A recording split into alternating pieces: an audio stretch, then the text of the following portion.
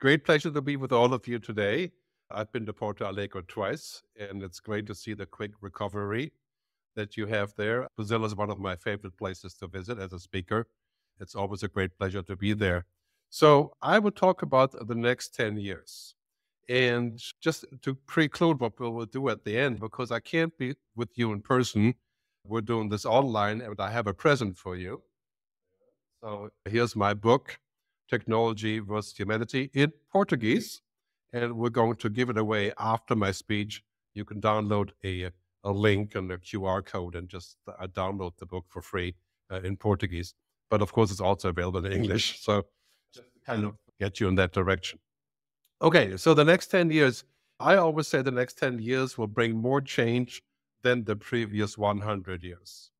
I know that is a crazy thing to say because we had the nuclear bomb, we had World War II before that, of course, we had the internet and all these things, but now we have technological innovation faster than ever before. And many things that sound like science fiction are becoming true. For example, I can get my mobile phone, and on the mobile phone, I have banking, I have travel, I have dating, I have music, I have videos, I have television. That is true science fiction. And if you're into music, like I used to be a musician and producer, you can now listen to, I think, 75 million songs on Spotify for $10 US. I think that's about 70 reals or so. But of course, because you're probably all users. So things are changing very, very quickly. And one of my key topics in the last few years has become the good future, la bomba futura. And I made a film about this at thegoodfuturefilm.com. You can watch it also in Portuguese and many other languages. And trying to say, okay, what do we need to do to actually have a good future? And a good future is not about having more money or more commercial things, but also self-realization, work, family, freedoms, all those things. How would we build a good future? Because right now, I think if we're asking people around the world about the future, many people say the future is not good, especially in Europe. For some reason, that doesn't seem to be quite the case in Brazil. People are more forward-looking, I feel. But in Europe, 70% of European younger people between 25 and 40, they say they won't have kids because the future is bad. Well, I'm here to tell you the key message. The future is better than we think, right? The future is a place that we have to build. The future is something that we make. It doesn't just fall down on us. It's not produced in America. It's not produced in China. It's something that we can define. And the next 10 years will define our future in the most amazing ways. We're going to shift to renewable energy. We're going to get smart machines that can kind of help us to be better humans, I hope. We can solve diseases. We can solve water. We'll have nuclear fusion, many good things and also some scary things. So really what's happening is that we're moving into the exponential age. So we're leaping. And this is especially true for Brazil because Brazil has always been a country of the future. But then many people say the future never arrived. So it's always looking for the future. But now it's really important that we realize in business and personally that we are leaping 4, 8, 16, 32 Moore's law. And if today is at 4, then in less than 10 years, we're at 562 and 512. And that is going to be a mind-boggling world that's almost 100 times as different as today that our kids, of course, will experience. And the key question is not going to be about how we can monetize things, but about what we want. Because technology is now allowing us to be pretty much anything. By 2030, you'll be able to upload your brain to the internet. You have a smart digital assistant that can almost be like a person, like Siri, but actually smart, right? Like a 1000x. So the most important thing that's happening at this moment is this convergence, humans and machines. And of course, when we talk about intelligence, we know that humans have a completely different type of intelligence. We have emotional intelligence, musical intelligence, the body intelligence. Machines don't have bodies. They don't listen to music. They don't have feelings. So their intelligence is limited to computing. But they, of course, they are unlimited. And this is a very interesting topic, especially I think for Brazil, because Brazil has a lot of people who are doing more or less commodity work as well on a level that is fairly easy to afford. So the question is, what will happen to work when the computers can think, as IBM likes to say, thinking machines, right? That is kind of an overstatement. But so the bottom line is, as you can see here in the graph, it could be heaven or it could be hell. And we have to make sure that this technological development is mostly heaven. For example, we had technological development with fossil fuels, oil and gas, and then we find out 50 years later that this solution is killing us.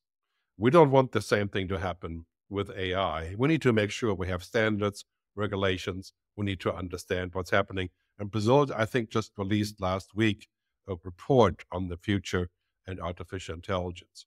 One of the things that I see happening here is that we're all going to get this kind of digital assistance. So the assistant will not be smart enough to do any material thing like finding a date or getting married or those kind of things, but the machine will be capable of doing routine commodity work, filing, translating, figuring things out, allowing us to connect and network and save time and supply chain and all of those things, which are a lot of these jobs are kind of routine work. Think of it like the call center, which clearly the machines will take over most call centers because it will eventually understand real life Brazilian, Portuguese, and other languages. That's only a few years away. Now, as we look here, it's quite clear that this idea could be a present because, hey, we may end up only working 3 or 4 hours per day, 3 or 4 days a week, but for the same money because we're productive. Right? Or it could be a bomb, right? It could be basically leading to massive unemployment or to dissatisfaction or to disembodiment or people disconnecting from each other because they are connected to the screens. So those things we have to keep a very good eye on because clearly there are three revolutions that we're looking at and they're happening at the same time. I think this spells out amazing opportunity. It does spell out chaos as well, as it's quite clear here we are in 2024. We have two wars, we have totalitarian rulers, we have a battle for the presidency in the US that's going to change everything. We have a lot of chaotic future. But basically, these three things will determine our long-term future, and they're all coming at the same time. So first, the digital revolution. That's not just transformation, but also, of course, thinking, artificial intelligence, which I have a chapter on this a little bit later. The much bigger revolution than technology really is the sustainability revolution. We've been in the industrial world for over 100 years, and we've kept on growing coal, power, gas, maybe a little bit of nuclear, but now everything is becoming green. Green, circular, sustainable, that's becoming the new normal.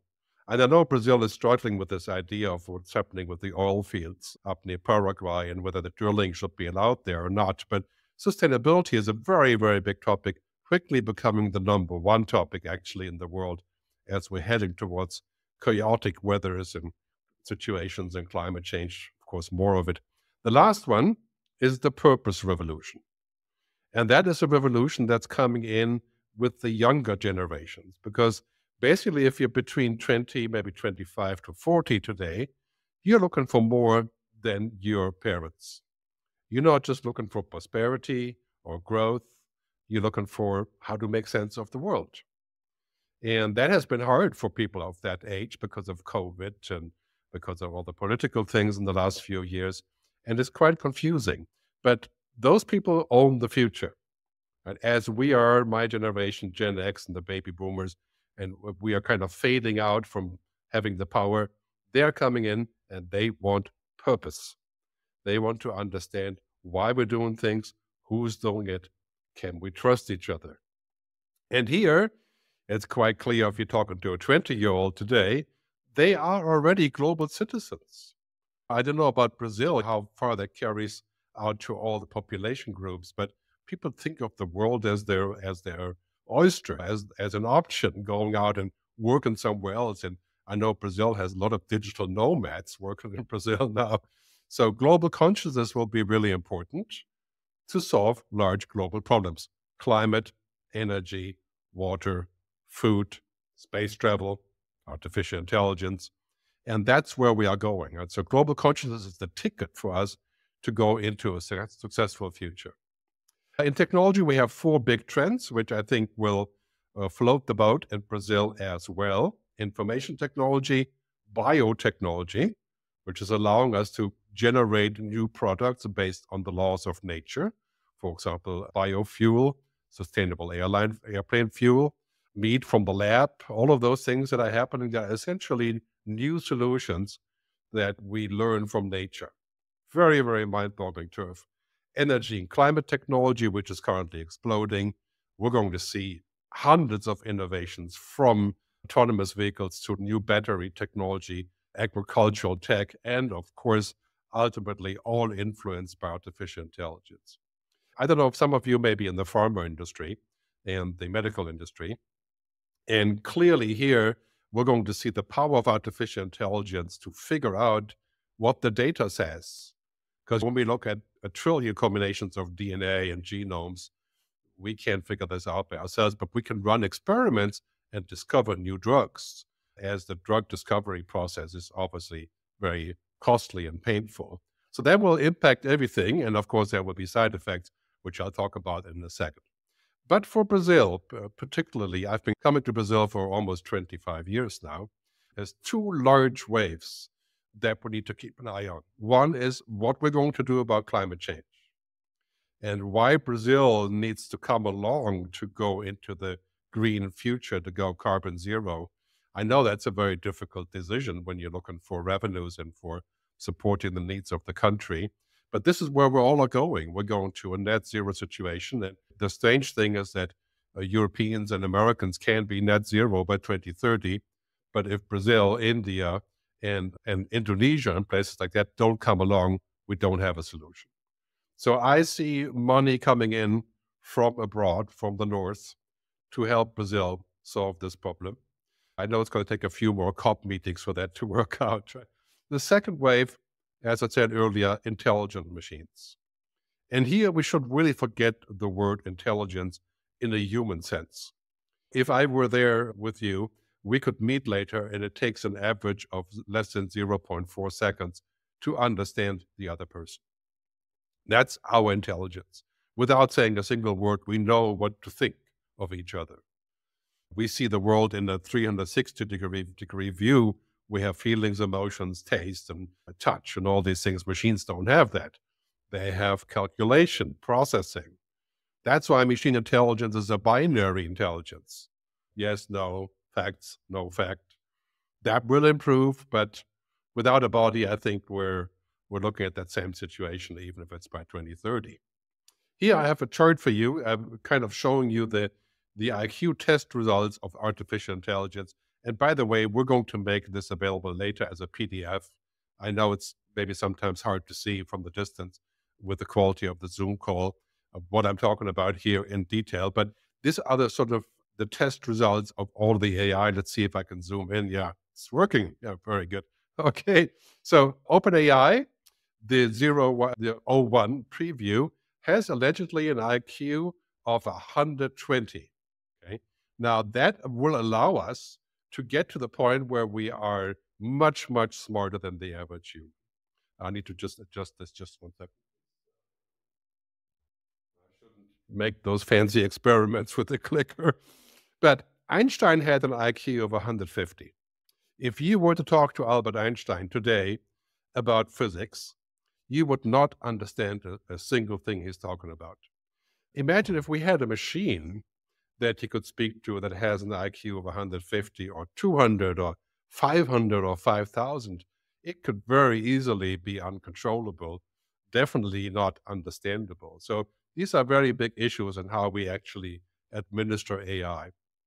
And they will also lead to paradigm shifts. I'll give you three only. I have a lot more than that, but I'll give you three just to keep it manageable. So first, the mega challenge is we're going from economy thinking, basically growth and profit, money, to thinking about the planet and climate. And this is not because we're going to be nicer people or we have more thinking about the environment or we're environmentalists. This is because basically, if we don't keep up the planet, we have nothing to do with our resources. If it continues like we have, 2050, we may see up to 4-degree global warming. And this will be a huge side effect that nobody wants to have. So that's the mega challenge. The second one is we're moving from the boomer-centric in my generation into the millennial-centric. And the millennials, 25 to 40, Gen Y, there'll be a lot more women there. They're pushing into politics, as you can see in Brazil right now, apart from Lula, of course. You also have a lot of young people. So Argentina, right? Millennial-centric. So that's going to be a whole different world on what's happening with politics. The last one is we're shifting in the sort of policy approach from a simple paradigm of poverty and growth to what I call the 4 Ps: people, planet, purpose, and prosperity. And that has been going on for 20 years, but now it's getting real. Just give it one more year when we are hopefully able to resolve the conflicts that we currently have in Europe and the Middle East. And then it's going to explode with this mega challenge, with the transformation into a different culture. The last time we had this thing happening, this massive shift, was 1968 to 1972, where the whole world changed and everything became different. And now we have the same thing again. It's painful, but it's happening. We can see here, this is from Extinction Rebellion, the climate group, showing essentially what we have here: mass movements, political progress, technological disruption, moving up there. And they're saying basically by 2050, that's in the corner here, right here, we're going to see zero loss of nature, sustainable food practice, zero carbon energy. That's by 2050. I think that's actually going to be by 2040 because we're moving really fast. That's going to change absolutely everything, how we do business. Here's the millennials again juggling with this. And this is going to be a little bit painful because basically you could say the new world, the old world is closing. It's not really working anymore, but the new world isn't here. It's being formed. So that's disconcerting and can create a little bit of chaos. And I think we're looking at that for the next couple of years. You can see here how the money is shifting. The millennials are getting into the money. That's the top curve. And the baby boomers are giving away the money to their children. And that is a global phenomenon. Now, in Brazil, of course, we're looking at even more radical futures here because you see here the red slice, the millennials are roughly 25% already of the generations in Brazil. And the Gen Z, the really young ones from roughly 10 to 20, 25, that have never been in a world without internet, they're the other half. So it's mind-blowing how much change that will bring. I see great opportunity here. I see great new possibilities. Yes, it's a big period of change, but we're getting there, I think, quicker than we've ever thought.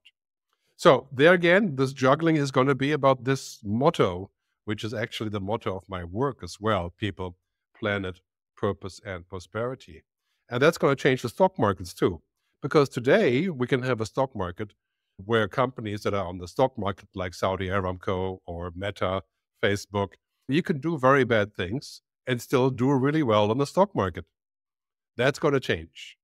Basically, in the future, every executive, every company, every CEO, every stock will be valued on those 4 things. How much do you do for people, for planet, for purpose, and for prosperity, not just prosperity?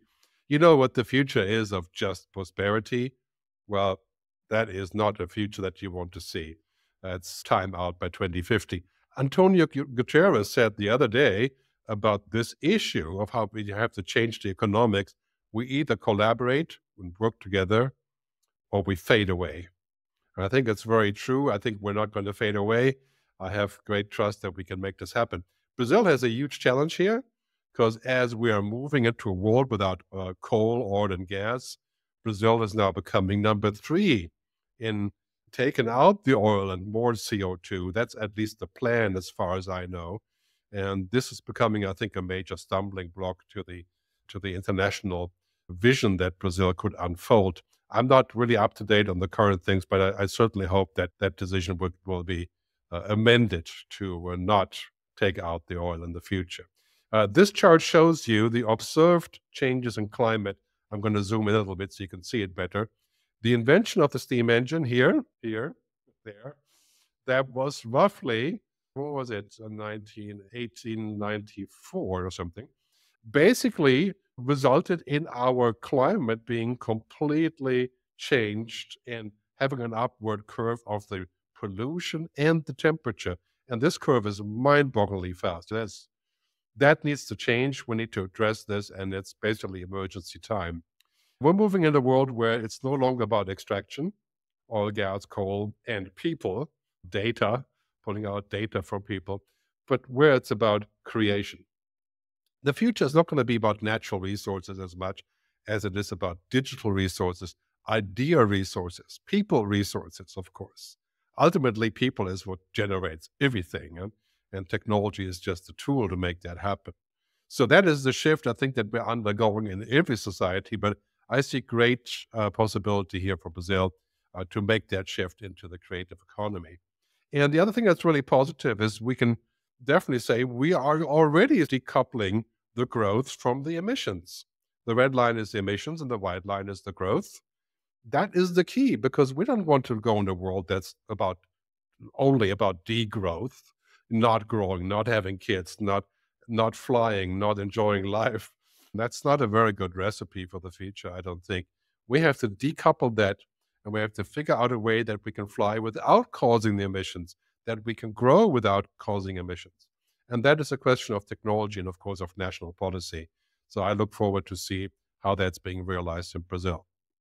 Now we'll talk about AI. I know this is a key topic, and there's been a lot of hype about AI for about a year and a half. Not a day goes by where I don't get somebody asking me about whether it's doom or gloom, right?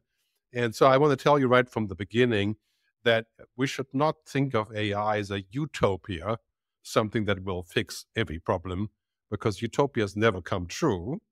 And we shouldn't think of it as a dystopia, which is the horror story that Netflix and Hollywood tell us, that basically we all get wiped out by robots. We should think of it, as Kevin Kelly says, as protopia, a stepwise approach into the future, using technology and science to build a better society. But we have to make sure, as we build this better society, that we have the objectives, the right objectives. It can't just be financial gains. It has to be societal gains.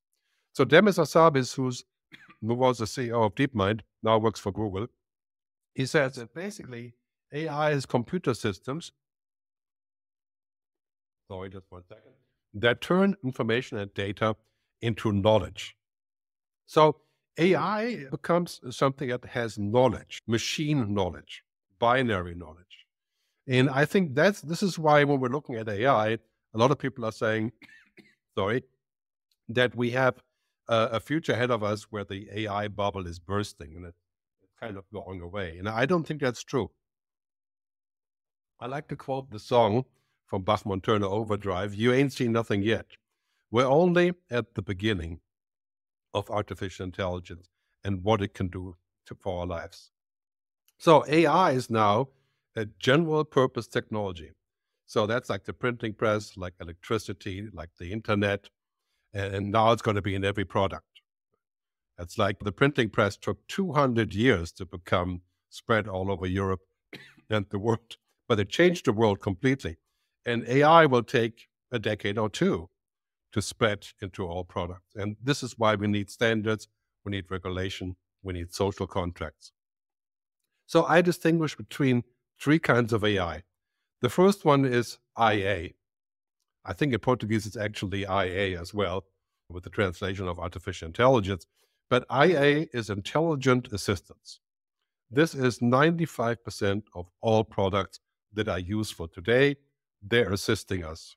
Whether it's a co-pilot from Microsoft or whether it's a software that translates, I'll show you some examples in a minute, it's intelligent assistance. That's where you should put your money. Forget about the AI being like a human. Forget about general intelligence, AGI. That is an existential question. And this is why I'm not so happy about OpenAI. It keeps talking about how to build a generally intelligent machine. I think there's no such thing. And also we shouldn't have it, even if it was possible.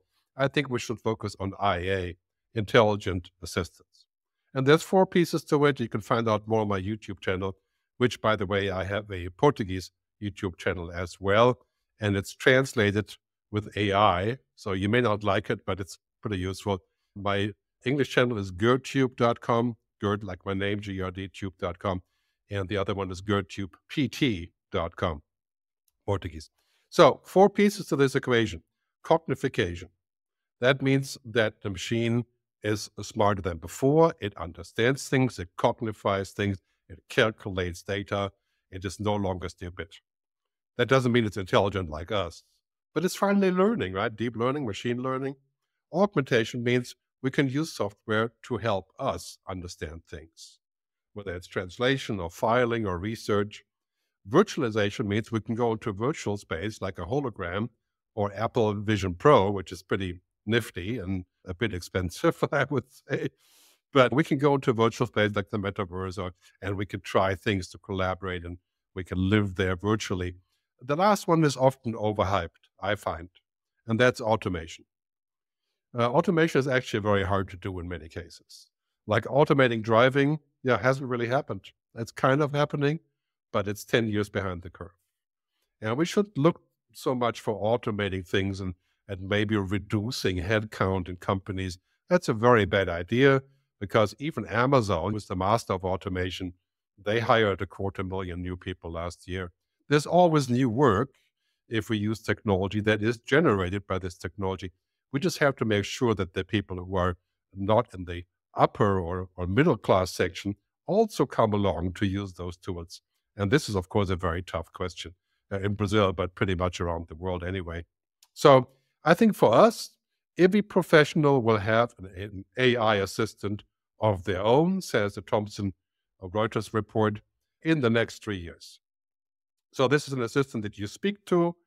Most of the time you speak to it, and it will go off and do things for you, like set up an appointment, figure out a restaurant, arrange your marriage. Not just kidding. Hopefully it won't do that. But every professional will have these tools, says Reuters, in the next 3 years. Reuters has some pretty good tools. Check out if you're a lawyer in the legal business. Check out Co-Counsel by Thomson Reuters. It's on YouTube. It's basically a productivity tool for lawyers. And it shows what is possible without being human. And I think that is the way forward to create those kind of solutions that are augmenting us, not replacing us. By far the best tool right now, it's available, I think, in Brazil as well. A Google LM, that's Google Notebook, right? Notebook LM, where you can upload anything, even a YouTube video or a website or a PDF, and it will summarize it for you. And you can make queries, you can ask it questions, you can make a story like ChatGPT, but much better. It's really for research and for learning. So learning will never be the same with this tool, because you can just make a YouTube link and say, tell me what it says in a nutshell. And then you can ask questions. ChatGPT kind of does similar things when you upload PDFs, like summarizing. Imagine if you're a lawyer, you have a real estate deal, you have a 300-page PDF about something in Sao Paulo, and it will summarize and give you the facts. Now, we have to be careful with this, because the facts for an AI are sometimes not the facts. They're even made up. Like if you use AI like ChatGPT to ask about me, and if you push enough to find out if I have a PhD, and they will eventually just say, okay, Gerd has 14 PhDs, and just because it's hallucinating, it's making stuff up. So we have to be careful about this, but generally speaking, these are pretty cool tools. I use it for dubbing. My Portuguese videos are quite popular. And I know it's probably very ugly if you're from Brazil, because it's either bad Portuguese in the Portugal way, or it's overall bad. But check it out. It's quite interesting. And then I like it also because it makes me look good and younger, which I always need. This is an app called Vanna, where you can make portraits and stuff. So this is very useful for public relations, things like that. And of course, it gives us ideas about the future. This is Rio de Janeiro in 2035. I found that in Stable Diffusion. I sure hope that won't be true, because it looks kind of scary for Rio de Janeiro to look like this. So the challenges of AI, and there are quite a few that are happening at the same time. First, we have an alignment problem. We're spending literally hundreds of billions. OpenAI is now valued at $150 billion. We're spending billions of dollars and eventually trillions on building solutions, but we're not really paying much attention to the side effects.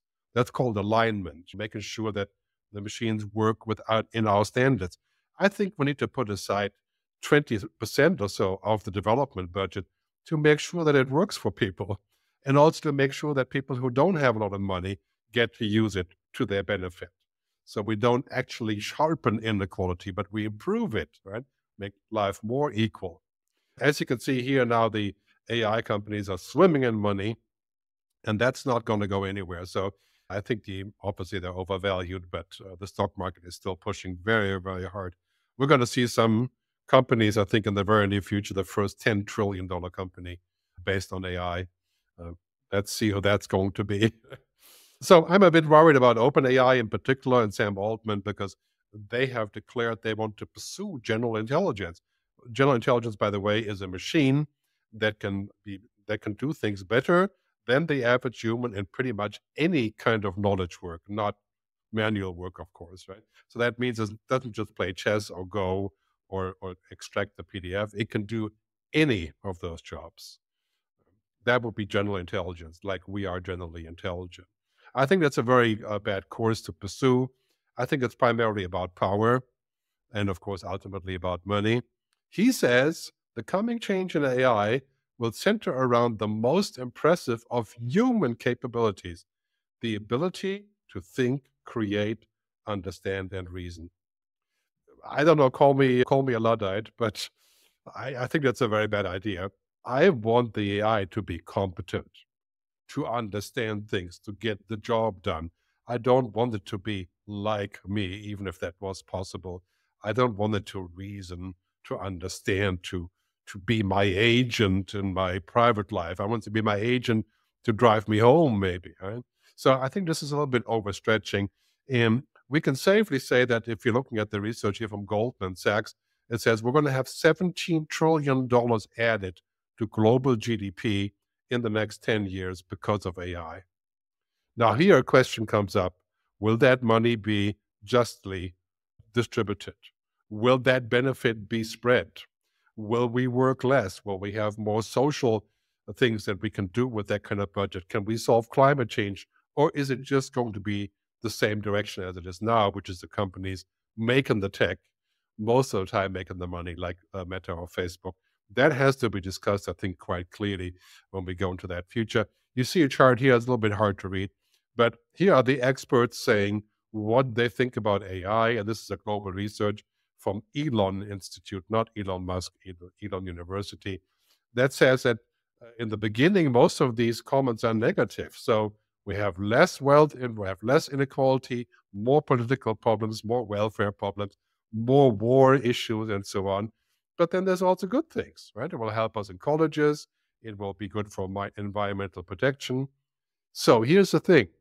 We need to make sure that we optimize AI to do the right thing, not to amplify while it's doing the right things, to amplify lots of bad things or to create bad things. And this is going to be really subject to policy and decision making on the highest possible level. What we don't want is we don't want humanity and what we can do with humanity to stay on the same or decline, for example, poverty or equality or diversity, while productivity is increasing. That would be very bad.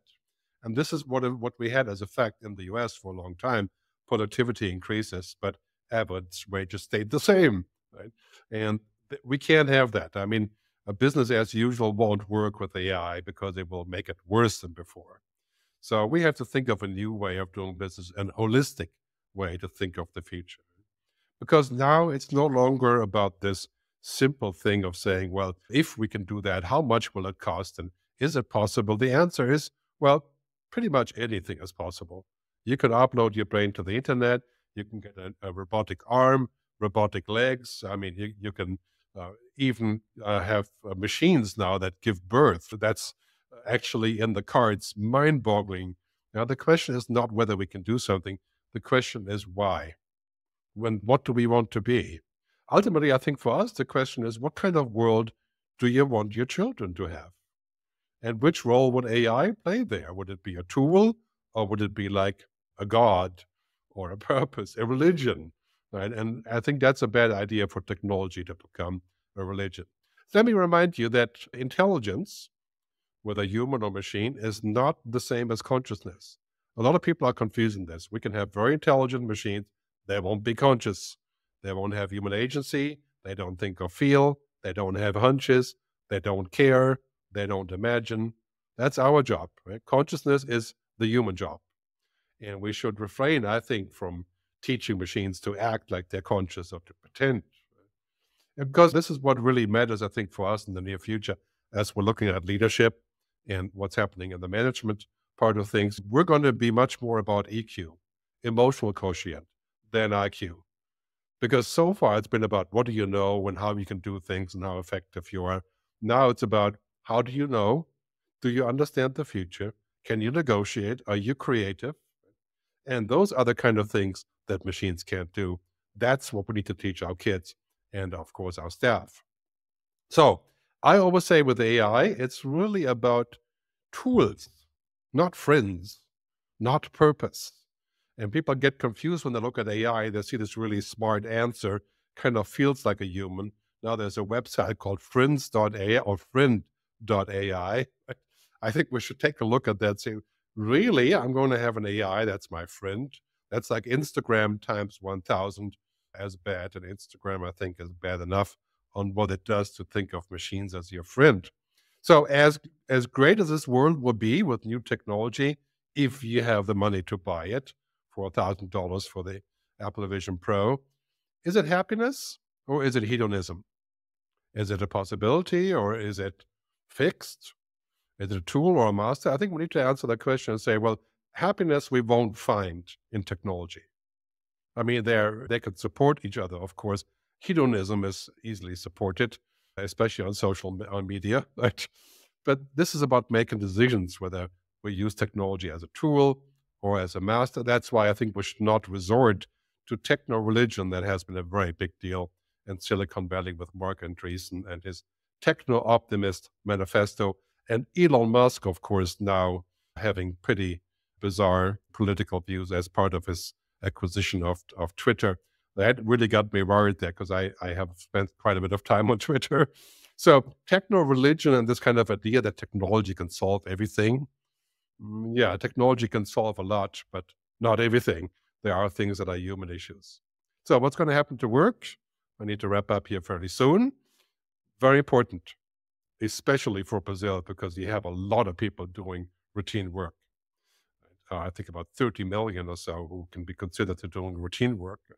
So as we're shifting there, it's the humans that do routines and commodity work. We all do some commodity work or one way or the other.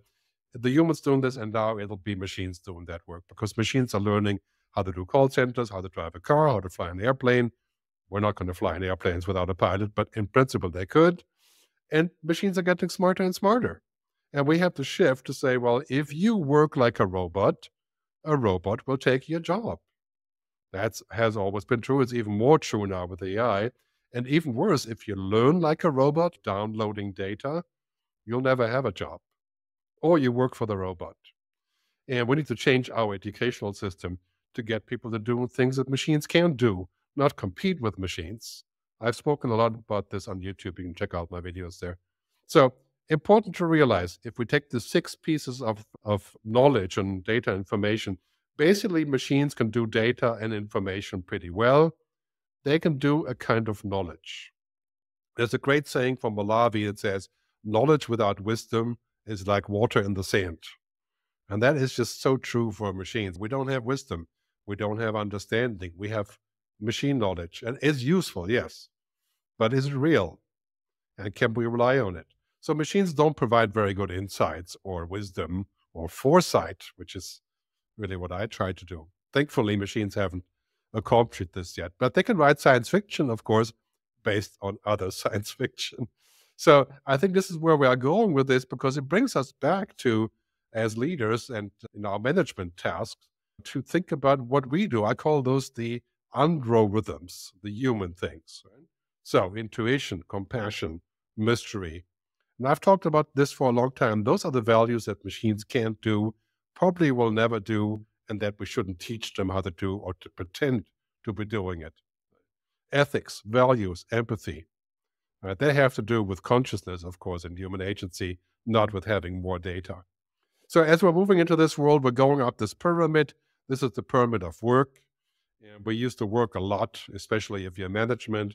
You work a lot in data, information, and intellectual knowledge and logic. Well, guess what? Machines can do that. That's machine turf now. Data and information and intellectual knowledge. We still have knowledge, but machines will overcome us. Our principal capability will be in deeper knowledge, tacit, quiet knowledge, understanding, wisdom, purpose, consciousness, spirituality, all of those things that are impossible for a computer to fathom. A computer is a binary machine until it becomes more like us, which may be possible, subject to a different speech over the singularity and transhumanism. But if you're looking at this direction, you can safely say clearly what's happening is that we have tacit knowledge, that's human knowledge. We're talking about subjective, cognitive, non-codified. That's the stuff that we can do that sets us apart. That's what we do. And then on the flip side, we have what machines can do, explicit knowledge. Right? It's knowledge that can be expressed and calculated, objective. The machines will do the explicit knowledge. And that will change every process in business. And here is where we have to be careful to say, maybe it should change this, but not that, because that's a human responsibility. I don't think a machine should calculate social security services or figure out how long we should stay in jail or be a politician. Some people say that we should have AI politicians because they'd be perfect. I very much doubt it. Anyway, so this is how we're going to split up, I think, in the future. Explicit knowledge for the machines, implicit for us. Let me wrap up and say, what do we do now? A lot of times when you listen to people talk about the future, you're like, okay, that's great. But what do we do? So let me give you some ideas on what to do in your private lives and management and business. Right? First, Mark Benioff, really smart leader, CEO of Salesforce, of course. Right? He says you need to get to the future ahead of your customers and be ready to greet them when they arrive.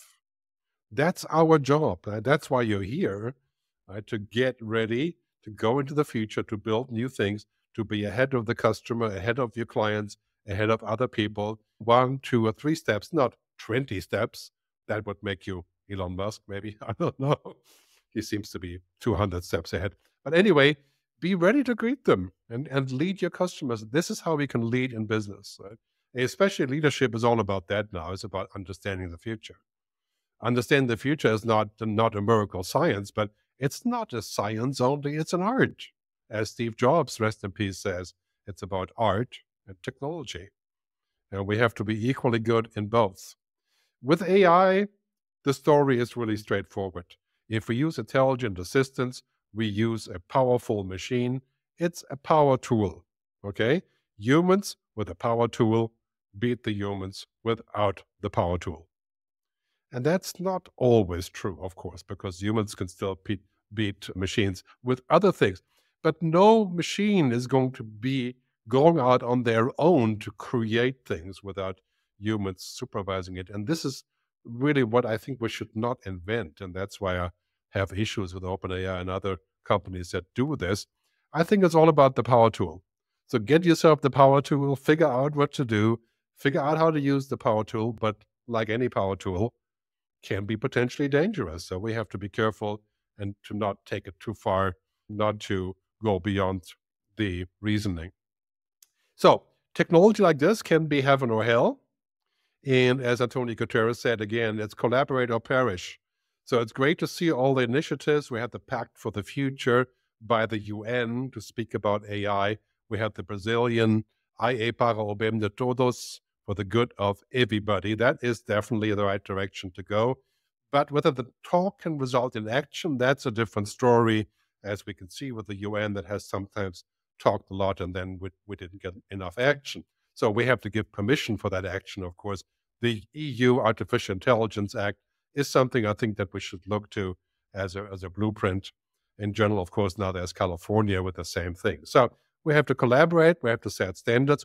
Every time we set standards and rules and some regulation, the industry flourishes.